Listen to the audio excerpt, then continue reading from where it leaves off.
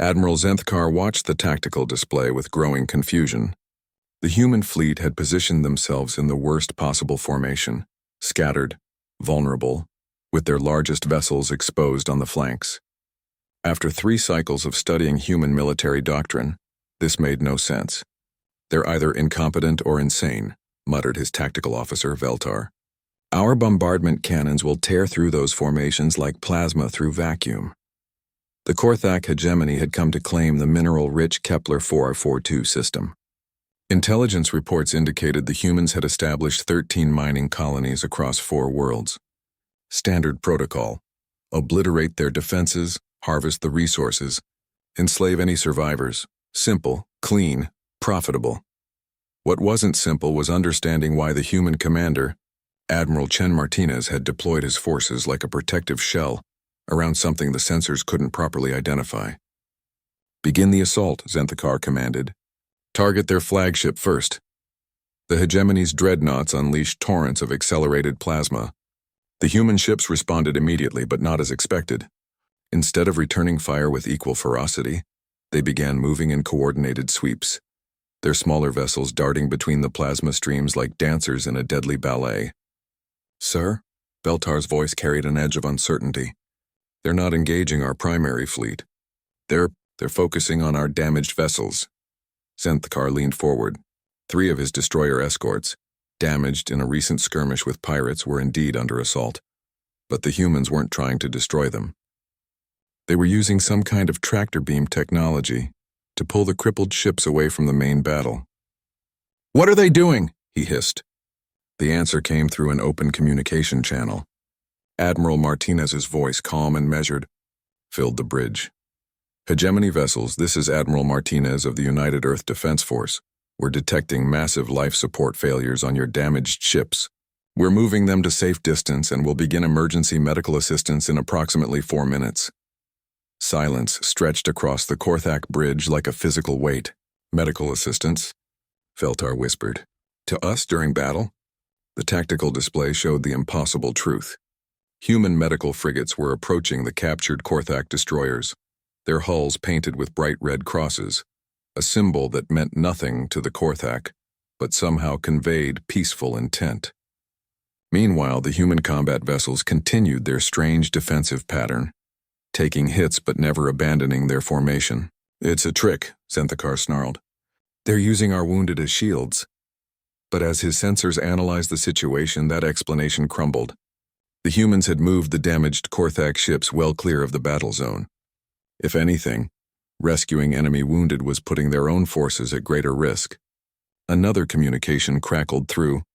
"Hegemony Command, we're reading catastrophic life support failure on your ship designated, the one that looks like an angry triangle. We're dispatching emergency atmosphere and medical teams. Please do not fire on the rescue vessels. They're clearly marked as non-combatants." Zenthkar's mandibles clicked in frustration. In 300 years of conquest, no enemy had ever offered medical aid to Korthak forces. The very concept was alien.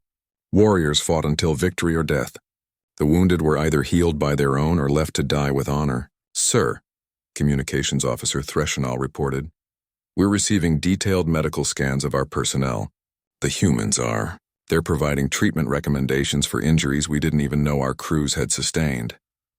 On the display, human medics in sealed suits were actually boarding the Korthak destroyers.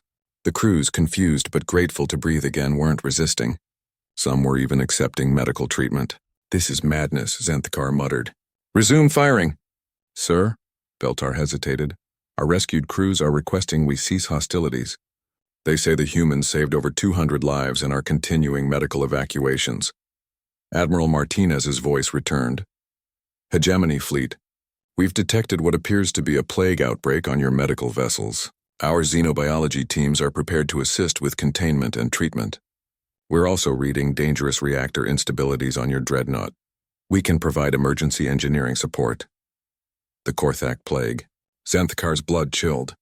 3 ships in his fleet were quarantined, their crews slowly dying from a flesh-eating bacteria they'd encountered on Proxima 7. His own engineers had declared the reactor problems unsolvable without a complete overhaul they couldn't afford. Somehow the humans knew, and somehow they were offering to help. Why? Zenthkar found himself transmitting on an open channel. We came to conquer your worlds. Why are you helping us? A pause. Then Admiral Martinez replied, his voice heavy with something the universal translator labeled as compassion, because people are dying and we can help. It's really that simple. Over the next 6 hours, the strangest battle in galactic history unfolded. The Korthak fleet continued sporadic attacks while human vessels played an elaborate game of rescue and medical support. Human field hospitals were established on neutral asteroids. Korthak wounded received treatment alongside human casualties. Engineering teams worked together to prevent a reactor breach that would have killed thousands. By the time hegemony reinforcements arrived, the original Korthak fleet had effectively ceased combat operations. Not through defeat, but through a kind of moral paralysis no warrior culture was equipped to handle. Fleet Marshal Krexthon, Zenthkar's superior, studied the tactical reports with growing disbelief. You're telling me they turned a conquest into a humanitarian operation? They saved over 800 of our personnel, Zenthkar reported, including the entire crew of the Darkstar Vengeance. They didn't ask for anything in return. They didn't even demand our surrender. Krexthon's 4 eyes focused on the human formation still maintaining defensive positions around what sensors now revealed to be massive refugee ships, Korthak civilians, evacuated from the plague-stricken worlds. These humans, Krexthon said slowly, they're either the most dangerous enemy we've ever encountered or they're something we've never encountered at all, Zenthkar finished. The conquest of Kepler 442 was quietly cancelled. 3 months later, the Korthak hegemony signed its first non-aggression pact in over 5 centuries. The humans, meanwhile, continued to puzzle their neighbors by treating warfare as an opportunity for search and rescue operations. Some things about humans the galaxy learned were simply impossible to predict.